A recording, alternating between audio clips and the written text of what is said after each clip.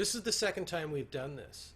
So, or the third time maybe, because we did an opening ritual on November 4th, and then we did a session like this last week. So we're figuring it all out. We're seeing how it goes. So far, so good. Okay, so today I thought the theme should be or could be Surya, the sun. So today is Sunday, and I think one of the things that we've lost in our culture is this way of honoring not just the days of the week, but what the days of the week are representative of or dedicated to.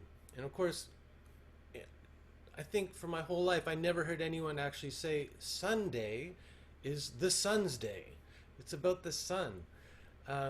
And so one of the gifts of studying other cultures and learning practices from other cultures is it can help us reclaim these simple rituals of acknowledging what's going on in the world, what's going on in the cosmos, and to bring some of that into our life, this sense of acknowledgement, of gratitude, of connection.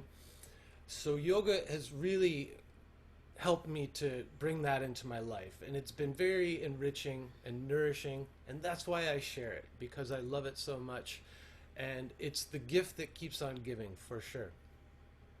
So in these practices, we're not doing any asana. It's very strange and maybe not too safe to teach asana in this medium. I just find it really not conducive to that, to do it in a way where I can make sure I can see what's going on and do what's right for you and all of that.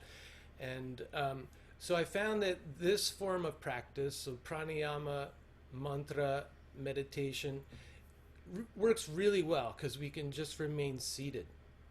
And I just thought maybe I could put this kind of practice or this way of practicing into the context of yoga philosophy.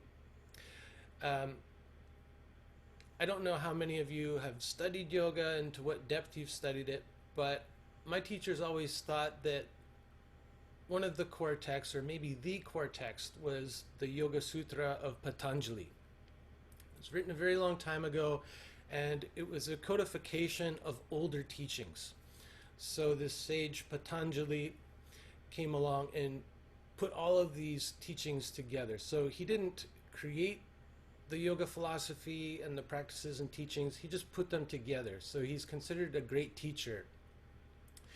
And in that, he outlines the path of yoga, the Ashtanga yoga, so the 8 limbs of yoga.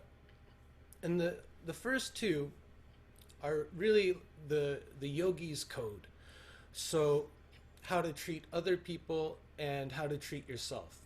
So not lying, not stealing, not being greedy, keeping yourself clean, all of that kind of stuff. Those are the first 2 limbs. So how to live in right relationship to others and to yourself. Because if that's not happening, you don't really have any foundation for the other limbs. So if you are always telling lies, it's going to totally consume your mind. You're going to be thinking about it all the time. You're going to be worried about who's going to find out about my lie, and you're always going to be looking for strategies to maintain that facade, that illusion. So we kind of take care of that business first. Relationship to self, relationship to others. And then the next limb is asana, so the actual physical posture. And Hatha yoga is really a practice of working with the body and the breath. So we do a lot of different asanas to help keep the body healthy and allow us to sit comfortably so that we can then move into the other limbs. So once we've got a steady but comfortable posture, that's great. That allows us to go deeper into the other limbs. So we've got the conduct, the code of conduct.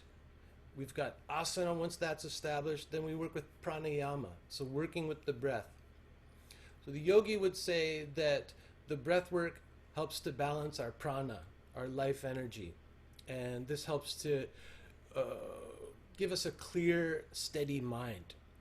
The scientists would say it helps us to balance our nervous system so that we're in an alert but relaxed state. So we're able to engage, we're not distracted, we're focused, and then that allows us to get into the meditative practices. The next stage of that is to bring our senses within, so to withdraw the senses inward. And then we've got dharana, dhyana, and samadhi. It's a three-part meditation process. The first part of that dharana is concentration. So I pick an object and I ask my mind to focus on only that object. So I'm saying, don't pay attention to any of this other stuff going on, focus on one object. So it's very much an active process. I'm choosing an object and I'm directing my attention to that object. And then after that, what can happen once the mind is fixed, it becomes receptive. So it starts receiving information about the object. So first we focus on the form of the object, there it is, and then we start to get insight into the nature of the object. So the way that I perceive this, the way that I experience it, is that the mind is steady, so then chitta vritti nirodha, the fluctuations of the mind become still. And then what that does is allows us to start seeing and listening with the heart. So a deeper kind of perception, more intuitive understanding, more receptive. I'm receiving information about the object of my choosing. And then once we've done that, we fix our attention, we start to receive, there's this two-way communication, then we merge with the object. We become the object and we take on its qualities. We understand it from the inside. And so this is the insight of the great sages like Patanjali, who gave us all the mantras, the practices. This is how they received them. Sometimes in meditation, sometimes through the use of sacred plants, sometimes through fasting, and also through chanting we can receive this kind of insight. So when we choose a mantra, manas, tra means support for the mind. So it's something that helps our mind become focused. And kind of the way I think about it, we're dog people. So we've got our dog Kingston is over there sitting on the chair, sleeping, breathing deeply. He's our ultimate teacher. He shows us how to just relax.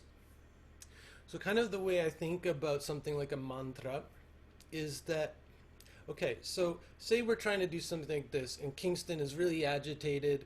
He needs to go outside and he's coming over to us. He's jumping up on us and bugging us. Well, we don't want him to be doing that because we want to focus on what we're doing here.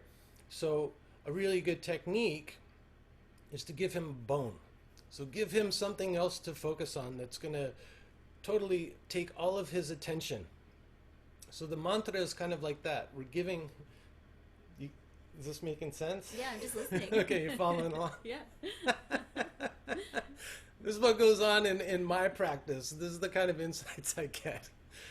So the mantra is kind of like if we imagine our mind is like a juvenile dog who hasn't been trained yet, and he's got lots of energy, and he loves to run around and sniff everything.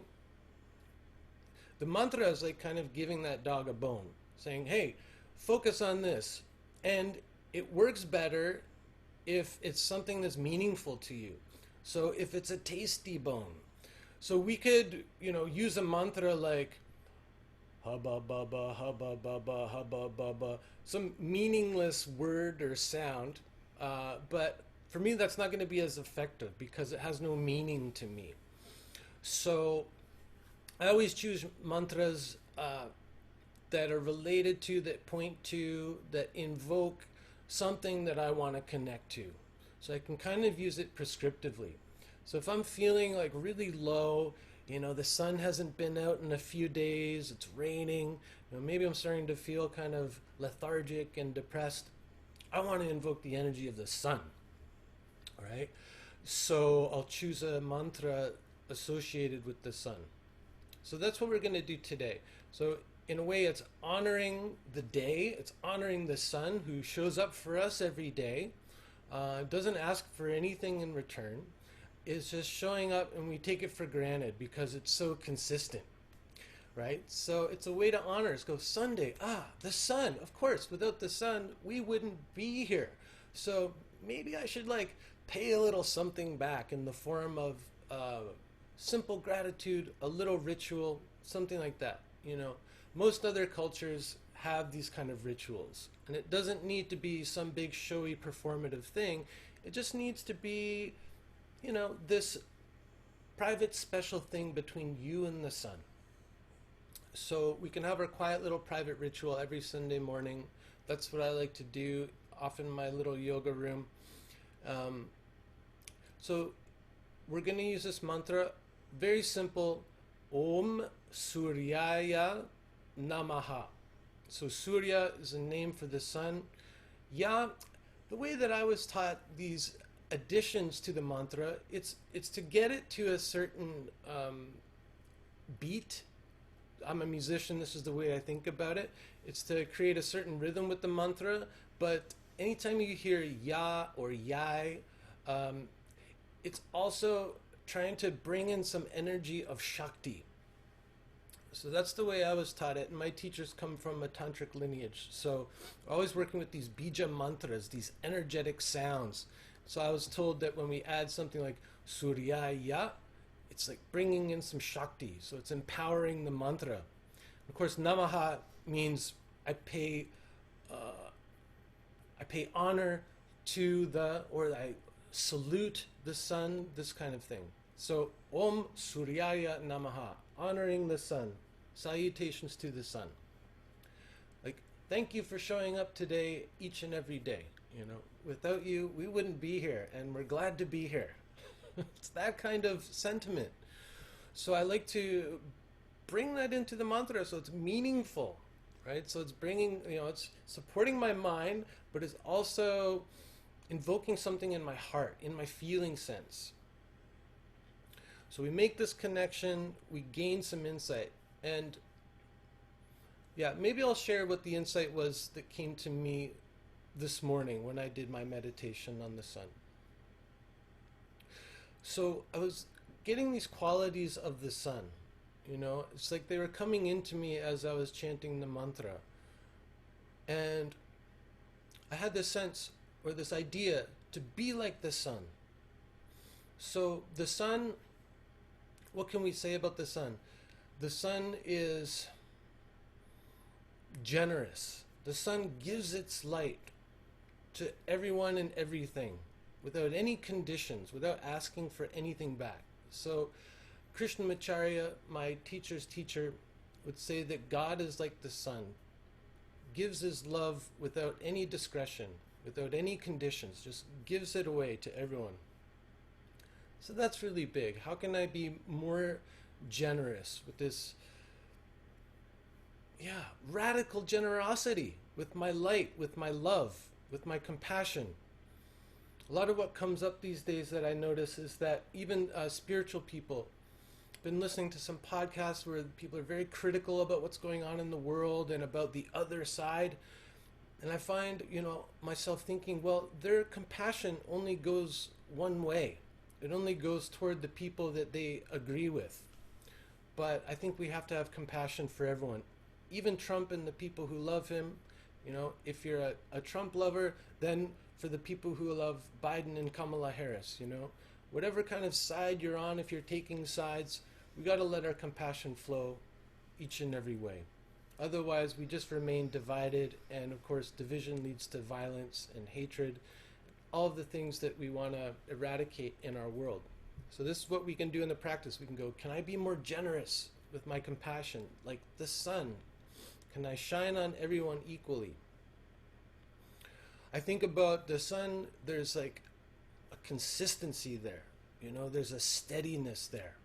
So the sun often represents this this male aspect. Some people they genderize spirituality. I'm not a huge fan, but for the sake of this, we'll use it as a short form.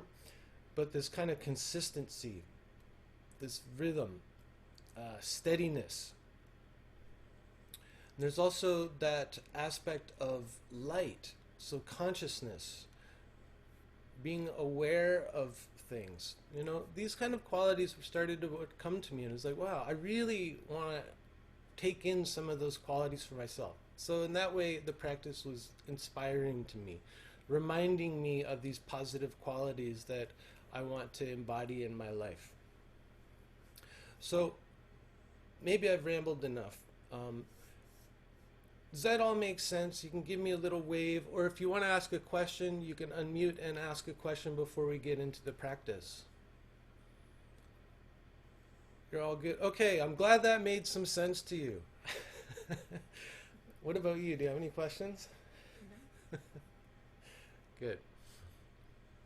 Okay, well, take some water, make sure you're comfortable. We're going to just try to really dive into the practice and let ourselves become absorbed in it.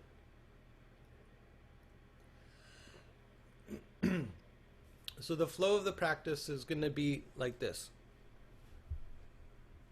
First, we'll just get acquainted with the mantra. So we'll tune into the mantra.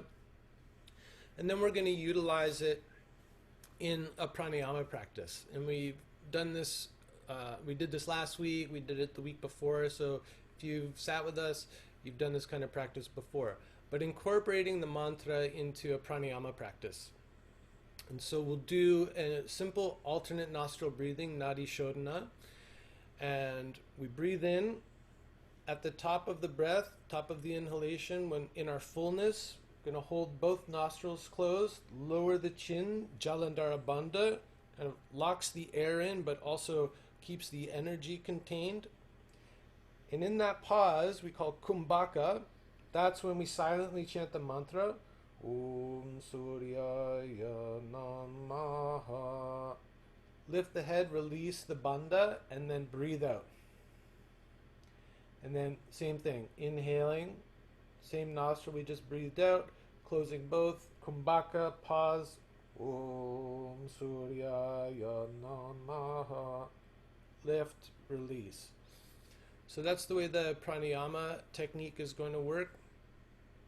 I recommend in that pause in the kumbhaka that you try to visualize a light in your chest, a golden light, just like the sun. And I like to always have a beeswax candle close by. So they say that the light from the beeswax candle is most like the light of the sun. It's got that nice warm golden glow to it. And again, this morning I was meditating, looking at my candle, looking at the quality of that light and thinking about how we get that light. So all of these little bees go around and collect the pollen, which is like sunlight made material, and they go back to the hive and make the honeycomb. So it's really like the substance of the sun, of light, honey, and then the wax. So I love honey. I have it every day. I love my beeswax candle. Especially when it starts to get really dark here in the Pacific Northwest, we want to like bring the sun into our life as much as we can. So beeswax candles, highly recommended. And they smell great too, and apparently they clean the air, so wow. That's why they're so expensive, you know. It's like liquid gold, that wax. So pranayama, we're going to do 12 rounds of that. Hopefully that gets our mind in this really nice, receptive, open state. And then we're going to do japa mantra. So we're going to repeat the mantra 108 times. You got beads? Okay, Deb's got beads. She's going to keep count. She's going to maybe just tap my knee when we get to 108. Take me out of my trance.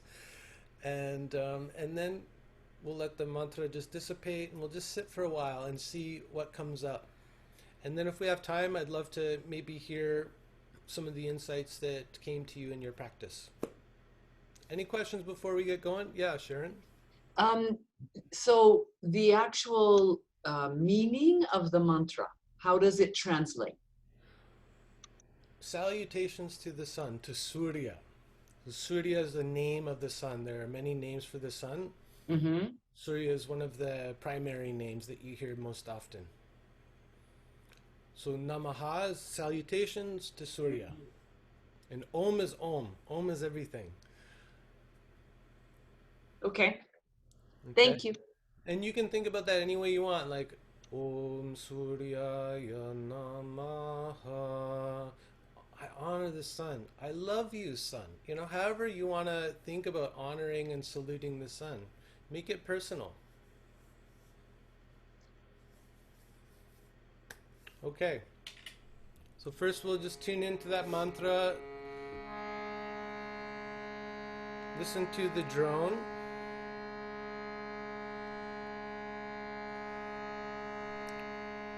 And just to find your pitch, hum so you can feel the vibration in your body.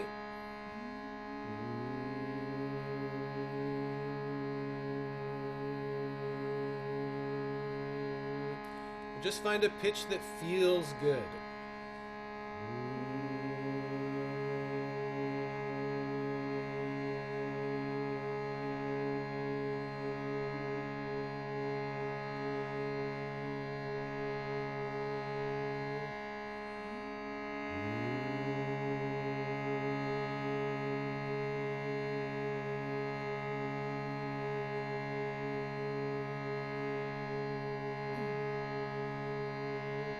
Let's chant Om 3 times, tuning in.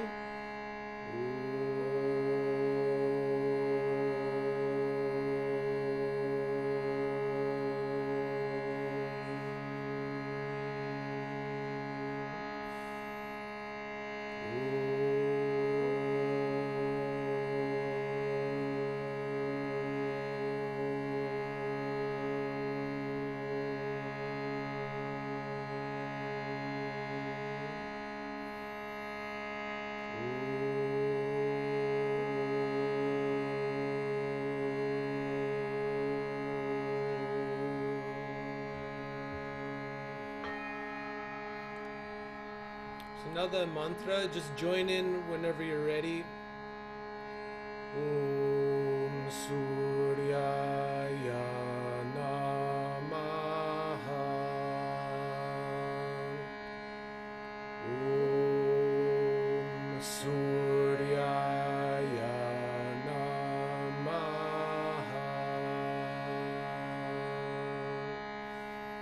Om Suryaya Namaha.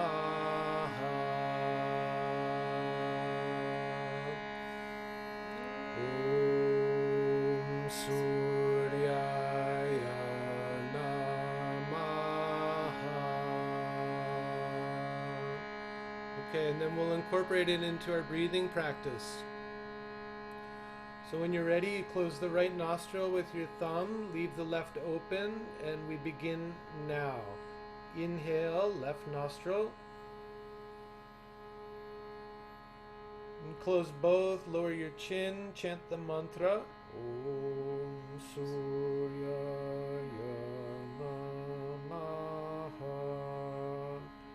Exhale, right nostril, nice and slow. Inhale, right nostril. Fill yourself up with light. When you're ready, close both, lower your chin. Om Suryaya Namaha. Lift the chin, release the bandha. Exhale left, nice and slow. And we continue like this. Inhale left. Close with mantra. Exhale right. Shoulders relaxed. Inhale right.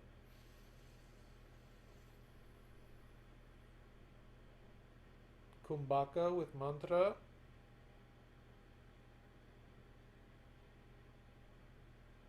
Exhale left.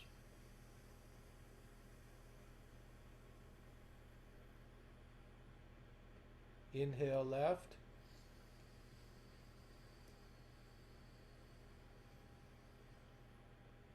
Close both. Om Suryaya Namaha. Exhale right.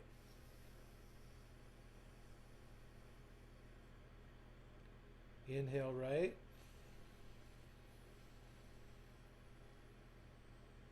Close both, lower your chin, hold it.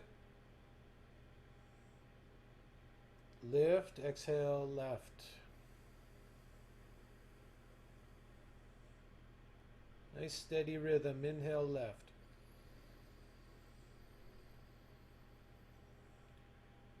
Om Surya Namaha. Exhale, right.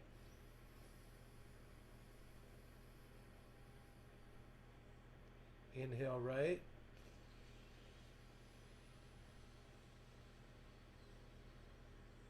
Close. Mantra.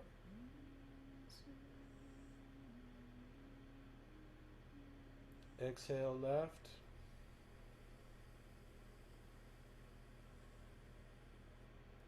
Inhale, left.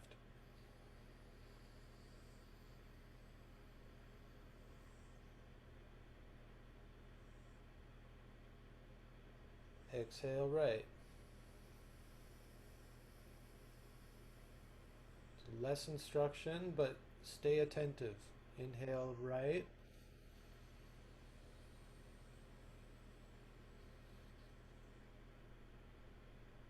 Om Suryaya Namaha. Exhale, left. Inhale, left.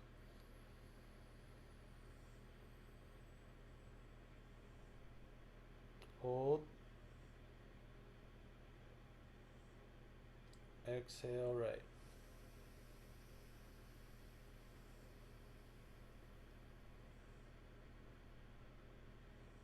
Inhale, right.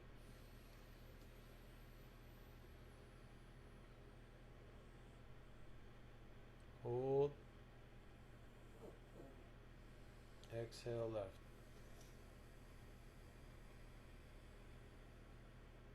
Okay, continue 6 more rounds on your own. Go at your own pace.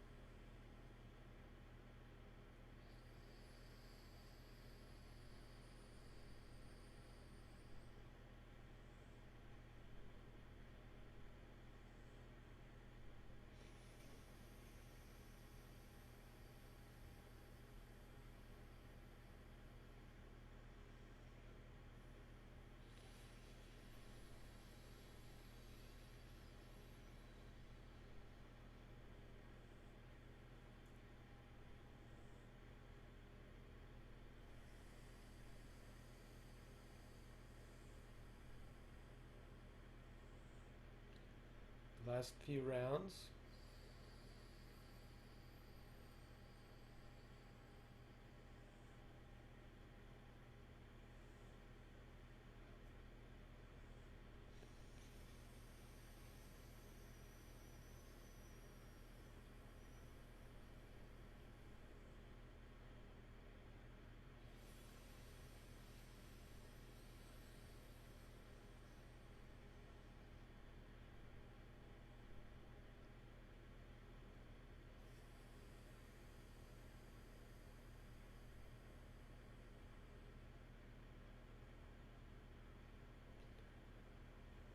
Just do one more round.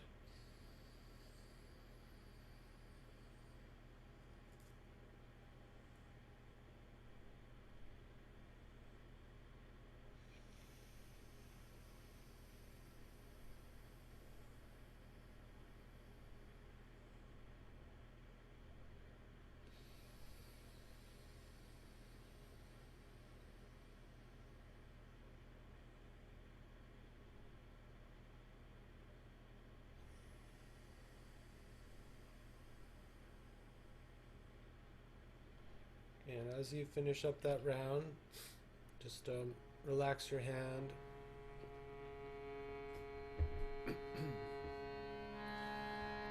Whenever you're ready, you can join us with the mantra. Finish up what you're doing.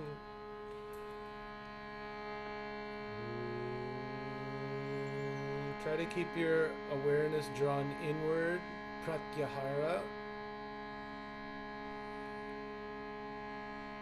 Then we engage in the repetition of the mantra, japa. Allow our mind to become completely absorbed in that action. And then maybe we can go beyond the mind into the heart, receiving insight, knowledge, inspiration.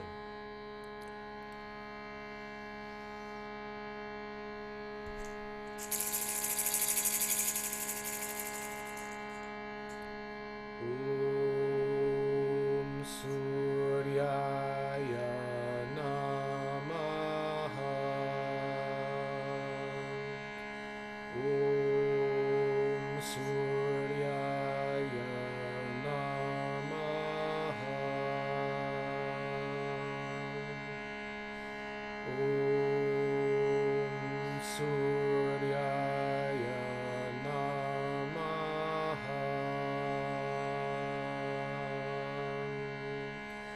Om Suryaya Namaha. Om Suryaya Namaha. Om Suryaya Namaha. Om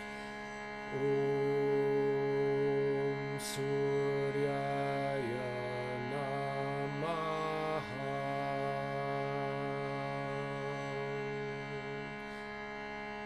Om Suryaya Namaha.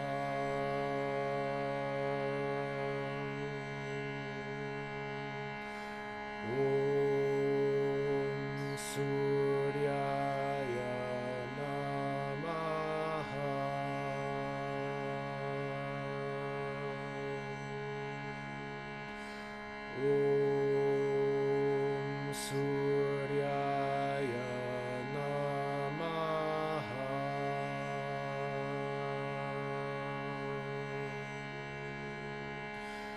Om Suryaya Namaha.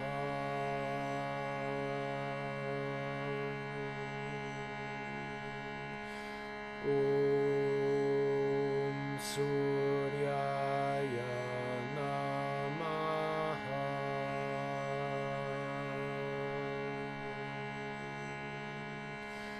Om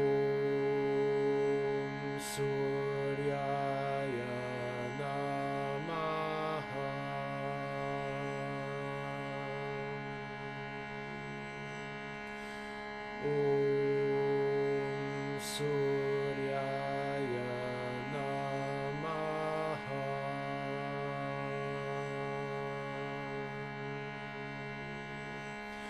Om Suryaya Namaha.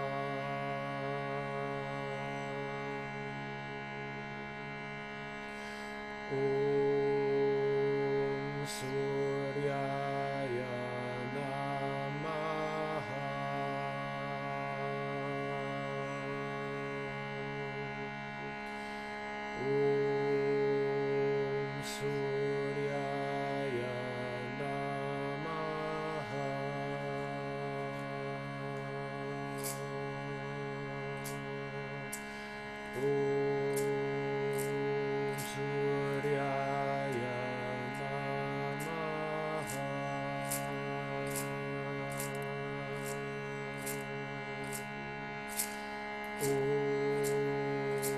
Suryaya Namaha.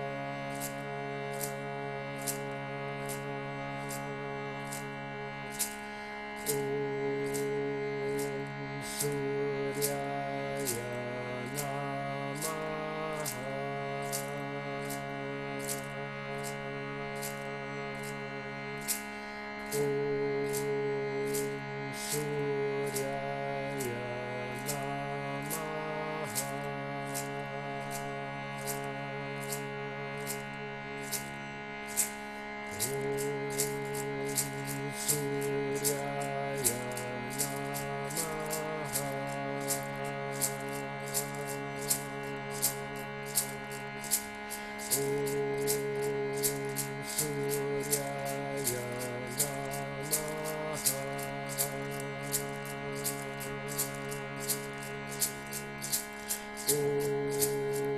Om Suryaya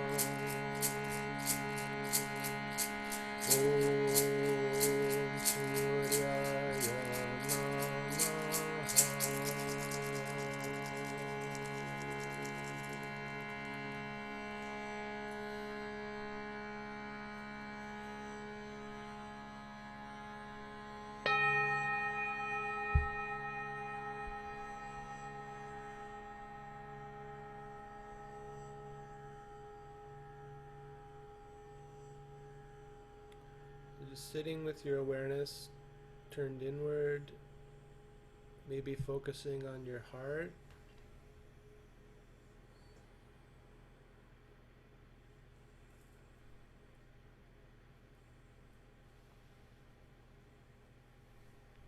Just allow yourself to feel the qualities of the sun.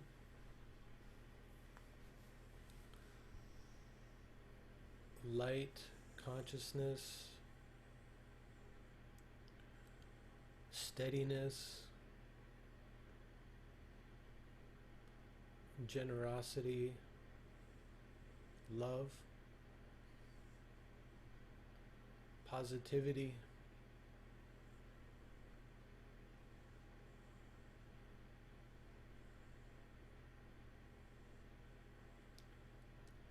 Even during a cloudy day, the sun is still shining behind the clouds, persisting in positivity and love.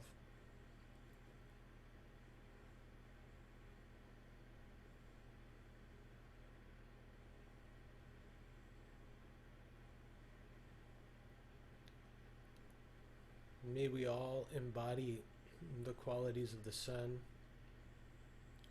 and remember to pause and honor the sun.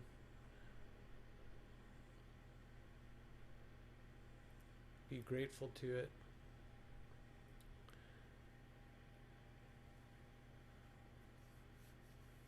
Okay. Good. So you can just slowly come out of your meditation and maybe rub your hands together. Put lots of attention into your hands, so put some energy there. You're going to be your own Reiki healer. So positive healing vibes. Feel it in your hands, and when you do, you can bring them to your face. Maybe press into your eyes, whatever feels good.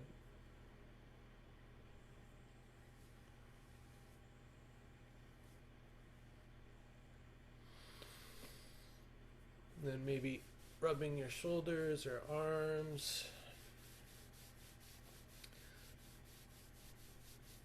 Just like try not to physical distance from yourself. You know, love yourself up. Give yourself a good rub down. Okay, well, we've got a few minutes. Be great to just hear from you guys how that practice was for you, if anything came up for you, if you have any questions about it. It'd be really nice to just take a few minutes to connect afterwards.